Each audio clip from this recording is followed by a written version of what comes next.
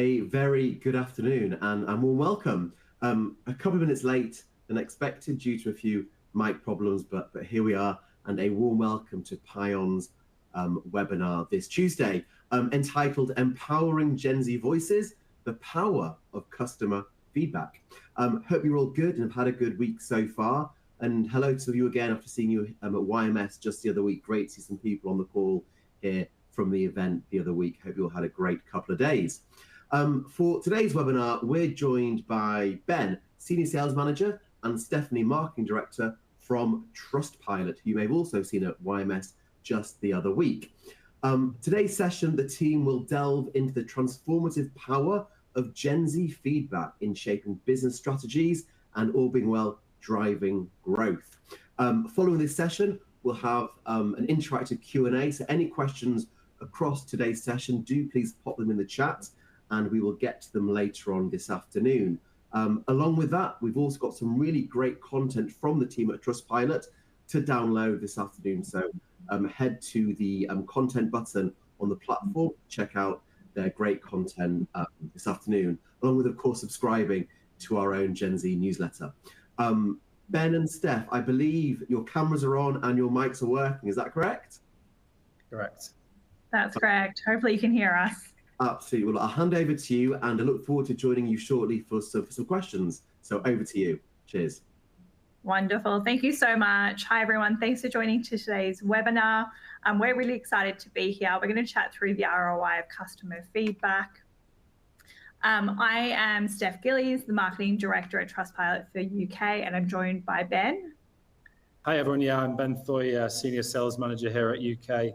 And I ran a small sports nutrition business, D2C space prior to this.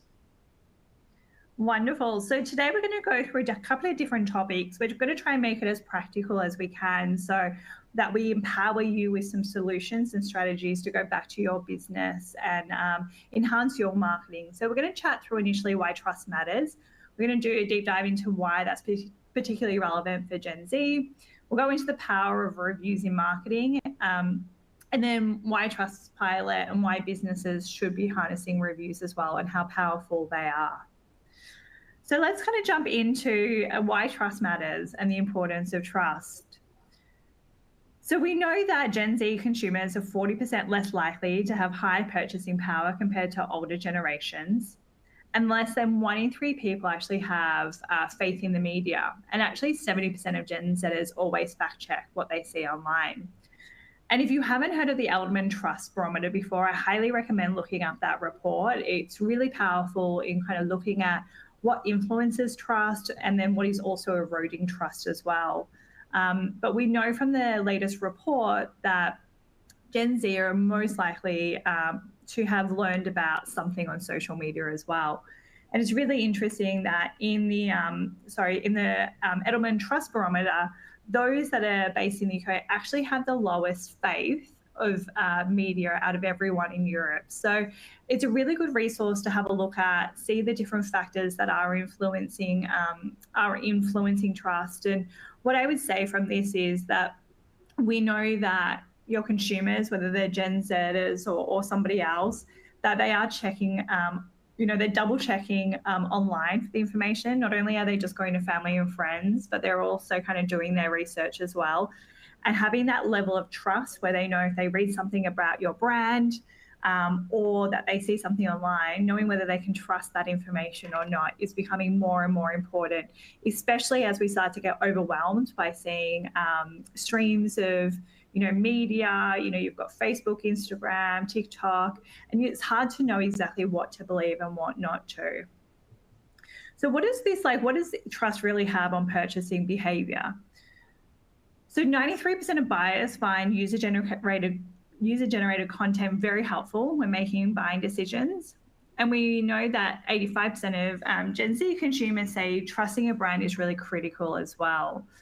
And so this is why it's quite important to make sure that you're looking at the trust signals and getting those right and making sure you're displaying those trust signals along the consumer journey and different touch points as well. Because we do know about 30% of consumers or customers will stop buying from a brand after one bad experience. So that's what you want to try and avoid. Yeah, so we know that Gen Z consumers are adept at conducting online research, reading reviews, comparing products and prices before making purchasing decisions. And we also know that they turn to reviews as a significant part of this, whether you're aware of it or not. So 8.7 billion Trustpilot widget impressions were seen on average per month in 2022. And those are the website widgets on the like home pages, product pages, et cetera, et cetera. Typically what we know is that when someone sees something online, particularly in a digital environment, whether that be through an app, social media ad, or something like that, the next step is typically to go and look for reviews of that business. So Trustpilot as a whole saw 104 billion impressions on website widgets, showcasing reviews, ratings, content, etc. in 2022 alone. So we know that the power of that social proof and those trust signals is very, very significant. The impact of this, is undeniable. The London Research Report produced in January 2020 this year suggested that 89% of UK consumers say that star ratings and reviews influence their choice of products and services, and that 83% of UK consumers agree a good Trustpilot score makes them more likely to buy from a brand. And I'd kind of implore everyone to think about their own purchasing habits and the way they go about things, whether it's looking to book a holiday, buying that new pair of shoes, buying some garden furniture. In a cost of living crisis, when people want to know where their money is going, particularly in a Gen Z capacity as well, where there's maybe less disposable income, you want to know that where you're spending that money is trustworthy and you're going to get good bang for your buck.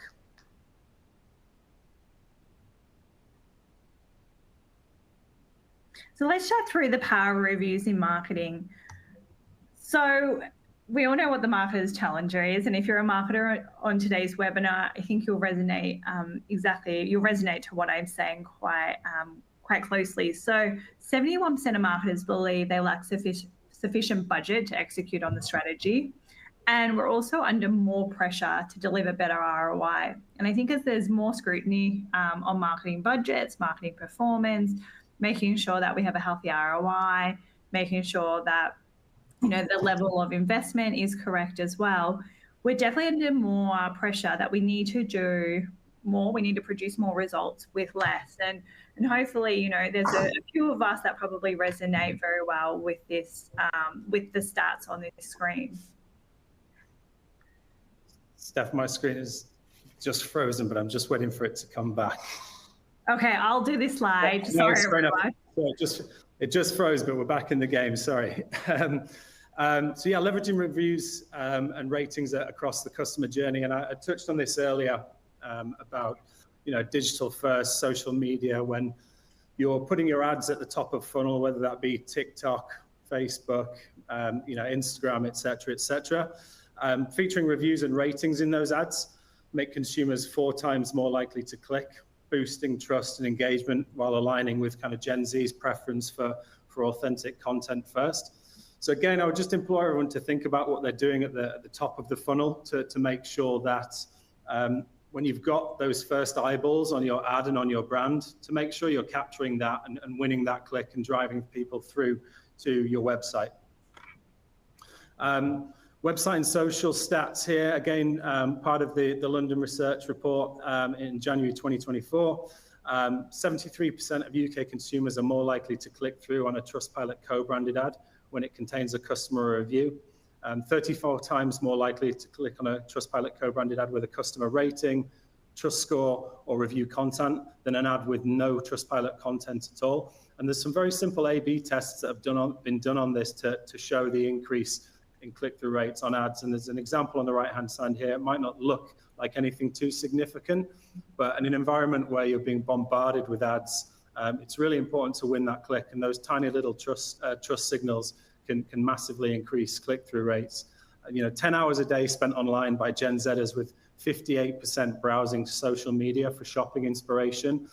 And you only need to look at the rise of TikTok Shop now and how easy that is to buy products there. Just proves how critical it is to make sure that you're winning those clicks when you're in an environment where your ads are being seen.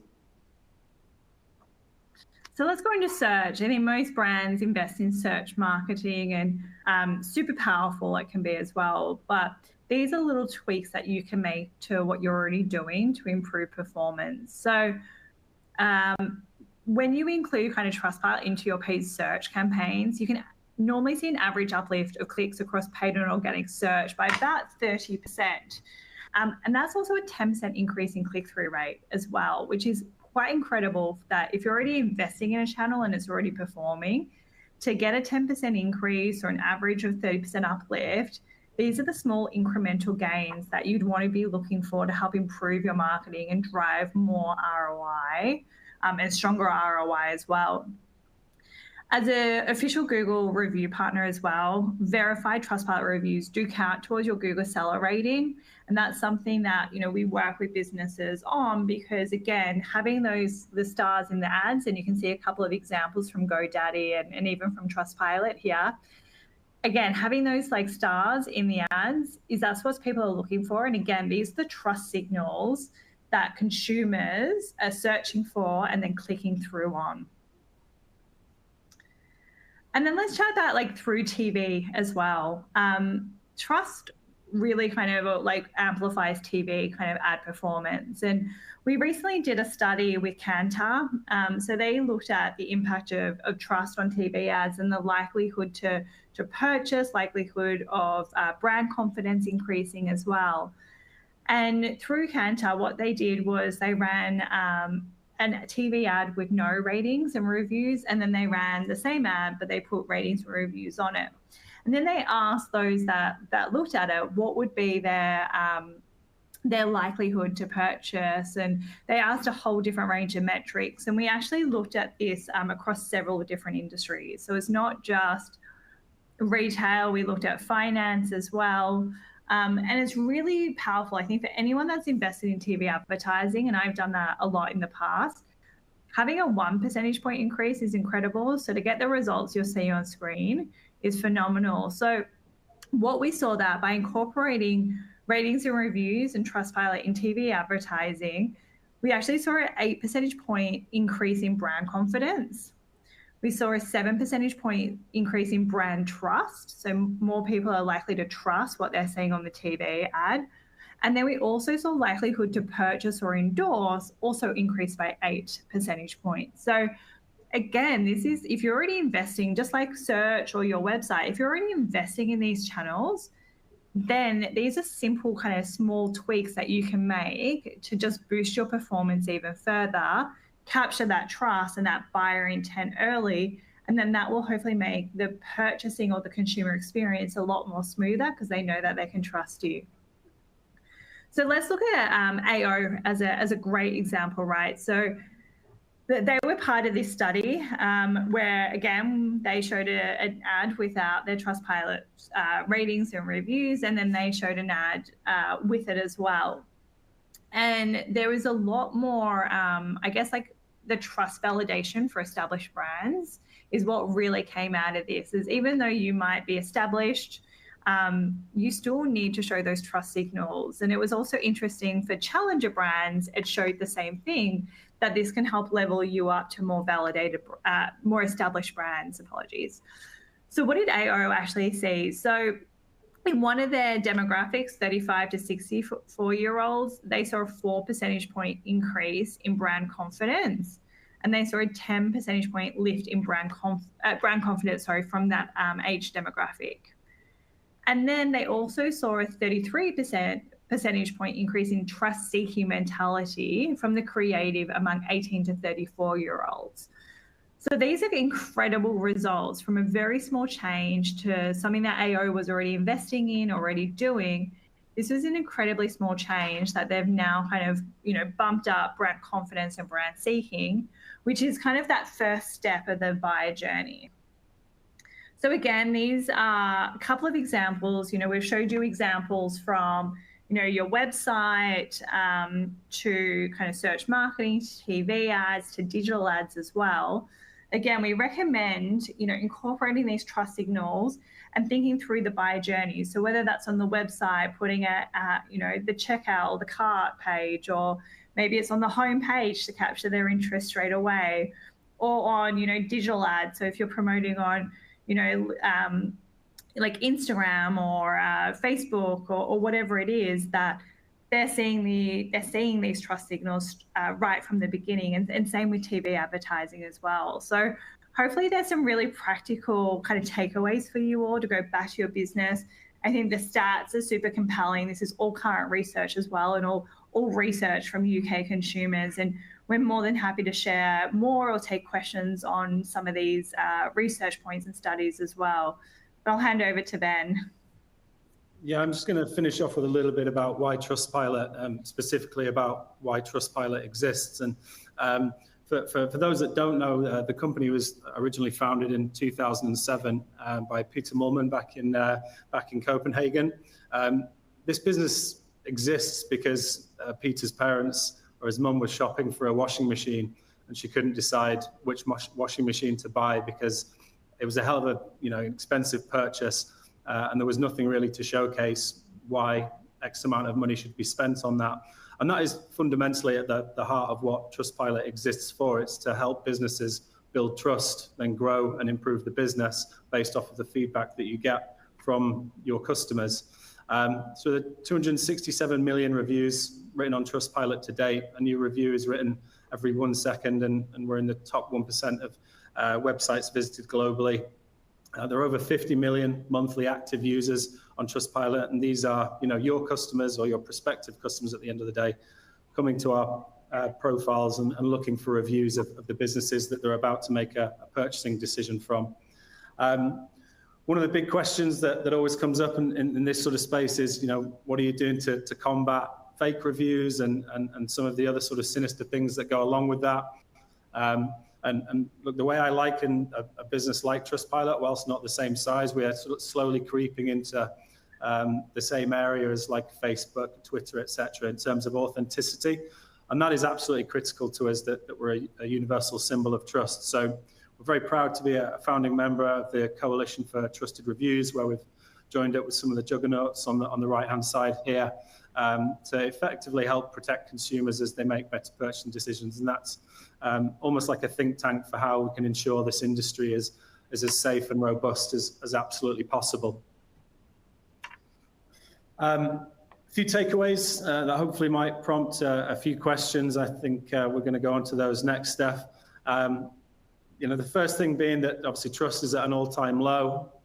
We only need to think about the context of the recent general election to see how skeptical people are of what's being said in public domains. And if we can't trust our politicians, what can we trust at the end of the day? So, again, tying this back to a Gen Z environment, 70% of Gen Z fact check through user-generated content.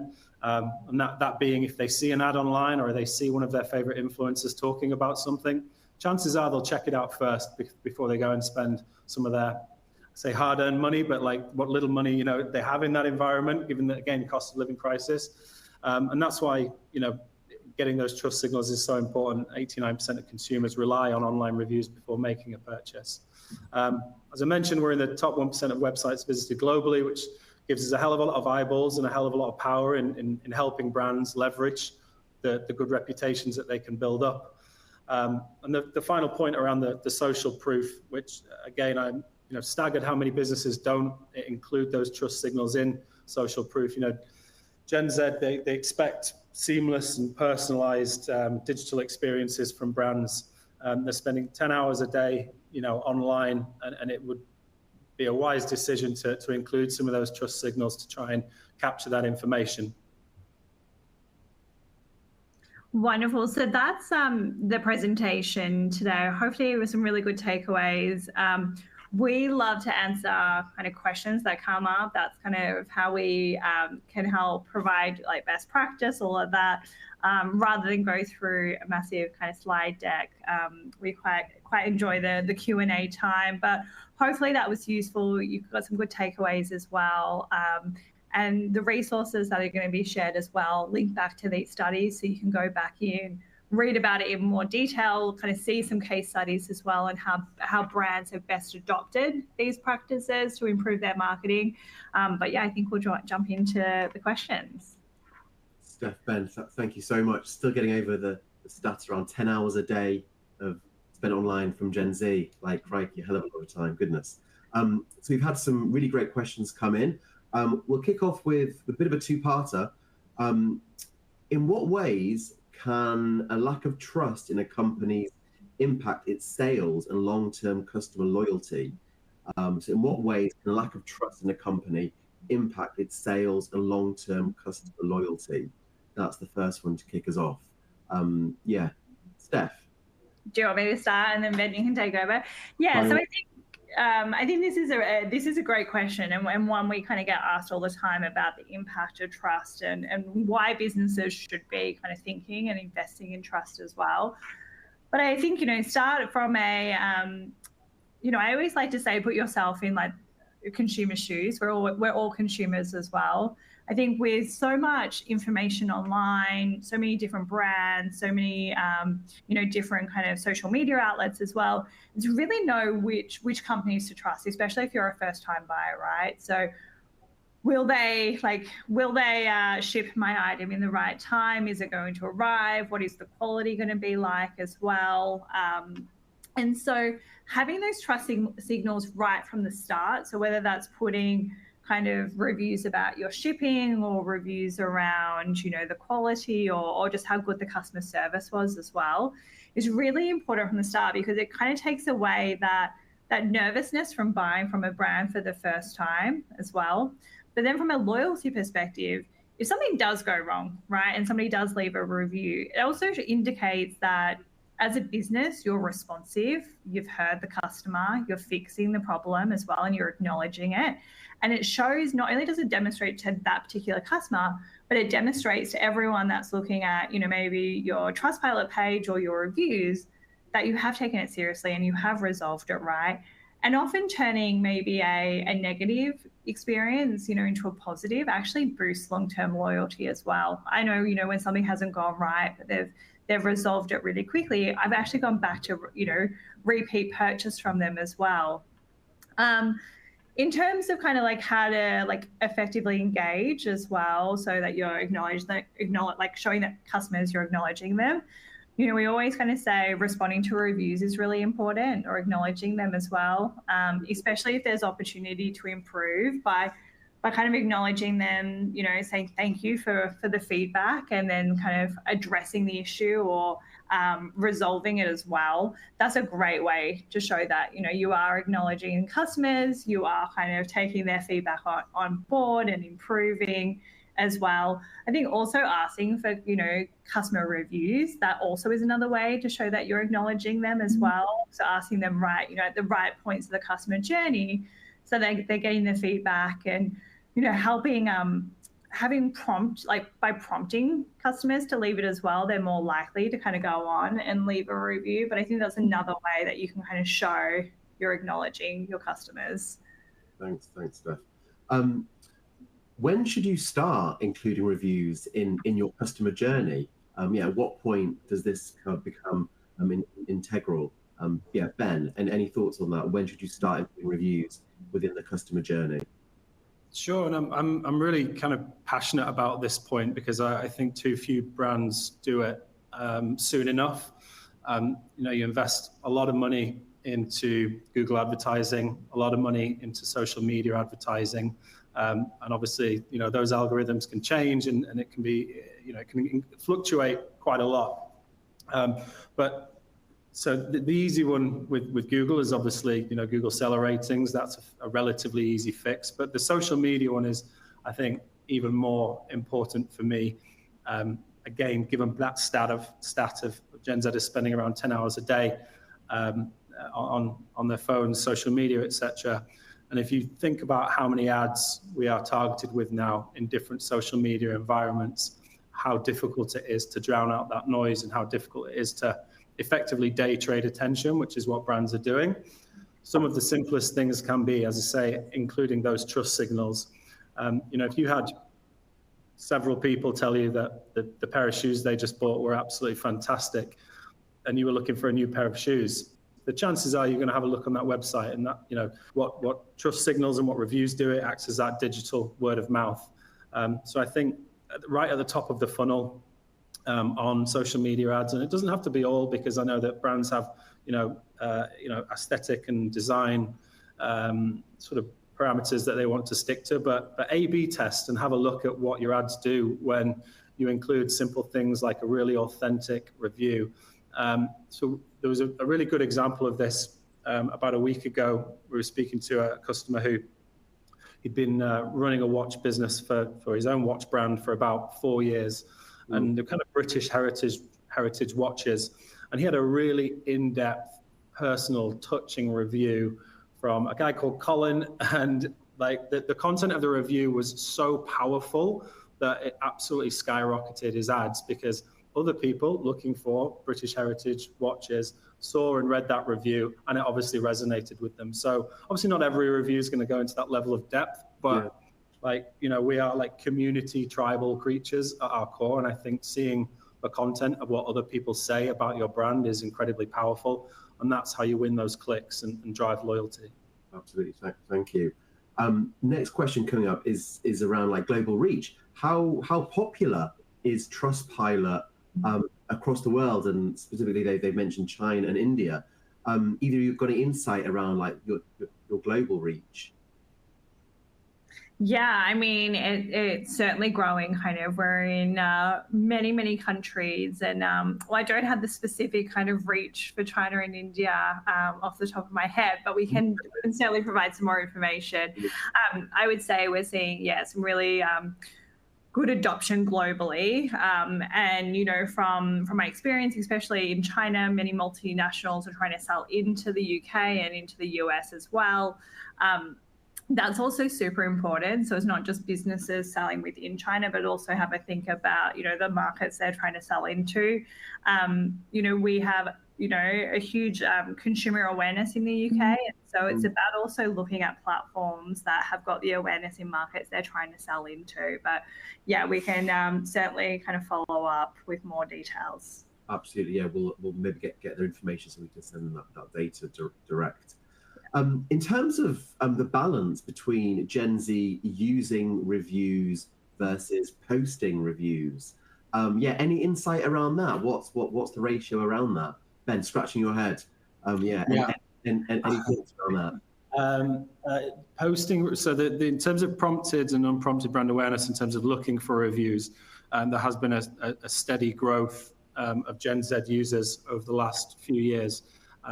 The data on posting reviews, I don't have that to hand. That's probably something we can go and look to get. But I think that there's an indication, obviously, given that we have seen over the last 3 or 4 years an increase in that kind of cohort of individuals looking for reviews. I'm inclined to suggest that people would be writing more reviews as well, given the growth of our platform over the last, not just 3 or 4 years, but the last 10, 12 years as well. Thank you. Steph, any insight around that? No, I think, Ben's exactly right. Also have a think about, where these, Gen Zers are going to find their information as well. We know that they're predominantly spending it online as well. And reviews ranking kind of one of the top kind of 3 areas that consumers, look at. They often go to family and friends, and naturally, as you would. Normally go to reviews, and then it's like social media or more user-generated content. So, they're the 3 most kind of common kind of paths that kind of users take. So reviews is definitely up there in terms of how many they're looking and posting. Thank you. And then in terms of if a brand's just getting started, like within this new journey, what around building their Trustpilot score? Do businesses incentivize Gen Z on this specifically to provide feedback, or any tips or tricks to get that score up that you're keen to share? So we wouldn't advise incentivizing people to leave reviews. One, it's a big no-no in the eyes of Google, and therefore all of their review partners, which includes ourselves. And I don't think it's not malicious intent when people want to incentivize, we'll give you X for a 5-star review. It's not like that. It's about obviously wanting more reviews. And I think one of the easiest things is to engage early in collecting reviews. What we tend to find is that, particularly for smaller or startup businesses, I wouldn't say it's an afterthought, but it's like let's leave this for now and then wait until we've got kind of a critical mass. There is a compound effect and a snowball effect with reviews, and it might not feel like a lot, but 5 or 10 or 15 reviews for a small business could be the difference between your next 10% growth in conversions or not having that. So I think starting early is important in collecting consumer feedback. And if you have a good understanding of what your customer base looks like, you will probably know which of those customers are within that cohort, and then you can use those reviews again in various different ways. But I think just starting early and engaging early with reviews is an important thing, because it basically will be the deciding factor of whether the next, as I say, cohort of customers who are looking at your brand want to buy from you. Understood. Yeah, and I just would say, getting started, we always say that, just, start asking and map out the customer journey as well. So you might say if you're, you might say, I'm going to ask 3 days after they've received a good or they've interacted with a service or something. And you might say at day 3, that's, when they would have received the goods and maybe tried on the T-shirt, or, they've taken up a financial, services product or something like that. So map out the customer journey about when is the kind of right interactions and then timing. You don't want to ask too early, but then you don't want to ask too late as well. But definitely getting started is kind of what we suggest, because once you start asking and actually, asking as well for the feedback and customer reviews is super powerful, because you're kind of putting it into your control. Absolutely, I love that. So yeah, not be afraid to ask them what their views are, but incentivizing certainly potentially a bit of a no-no. Any recommendations for utilizing Trustpilot in the run-up to busy buying periods, some holidays, Black Friday, and so on and so forth? Yeah, any recommendations around that, Steph? Yeah, I mean, my recommendation is, I think the stats showed it. Use Trustpilot and actually use it as your trust signals. Put it in your ads, put it into your emails, because the stats we went through today are super powerful. And if you can increase click-through rates, or you can increase conversion even by 1 or 10%, that's a massive uplift for you during a really busy period. I'd say if you haven't started collecting, start collecting now, so you've got a good bank of reviews ahead of the busy period. And then again, just start having a think. Black Friday, we actually see the number of people visiting Trustpilot. So we look at the week before Black Friday and the day of Black Friday, the number of people that go to, profile pages on Trustpilot increases significantly.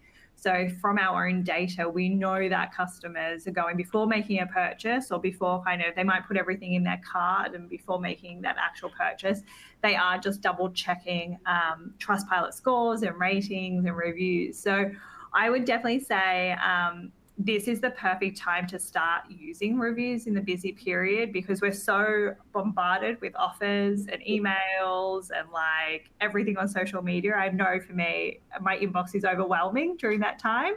So if you can if you can stand out and get a 1% increase in your click just from putting a review in, it's definitely recommended, and you're going to see kind of the gain from it. But yeah, start collecting today, so you've got a good kind of bank of reviews that you can pull from. Thank you. And I think on that, we do have a webinar coming up on Black Friday. So if anybody here that's watching wants to get involved in that, I believe you can sign up today for our Black Friday to get ahead of the game.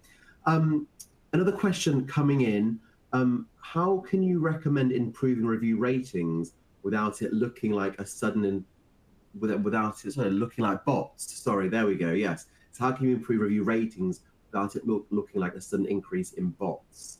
Any thoughts around that, or is this something that you come across quite often, some challenges that brands have around it not looking like bots bumping up those ratings? And any thoughts around that, Ben? Yeah, sure. The easiest thing to do is use automated review invitation methods, and that will give those reviews a verified status. Prospective customers are very adept at looking on company profile pages and review content. And there are various different methods through which businesses invite. We are, very heavily, advising our customers where we're absolutely able to do so, to use automated invitation methods. And this would mean that the verified tick gives that kind of seal of authenticity, if you like. Yeah. I think it's also very easy to see between the difference of, a proper review and one that's been written by a bot. The good news is, particularly in a Trustpilot context, we've got AI and machine learning running in the background that scans for and deletes reviews of that nature. It's not watertight by any stretch. Obviously, we're always trying to get better and better, but I think it was around 3.3 million fake reviews removed at the last Trust and Transparency report that were released on that. But the verified tick is the easiest way to do that. Get those verified reviews, and your prospective customers will know that they are real customers. Great, thank you. As we come towards the end of today's session, what would be your final thought for the day to leave our audience with? Whether it's around their strategy around reviews for Gen Z or Trustpilot yourself, what would your one key takeaway be each for our audience? Put you on the spot there a little bit. Steph. You want me to go first? No, that's okay. One key takeaway. Yeah, I think for the marketers on the call, where marketing is always under pressure to deliver more, deliver with less as well, and to really kind of drive business growth.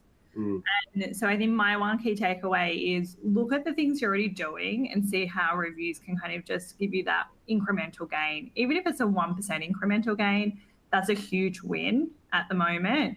And if you can get more customers clicking on your ads, converting, buying, or engaging with your brand, that's what you want to be looking for as well. So I definitely recommend kind of looking at, Edelman Trust Barometer, understanding the trust signals, looking at pieces like Kantar if you do TV, or looking at like the London research links if you kind of do more digital and website as well, because those small gains, I think, is what's differentiating businesses right now.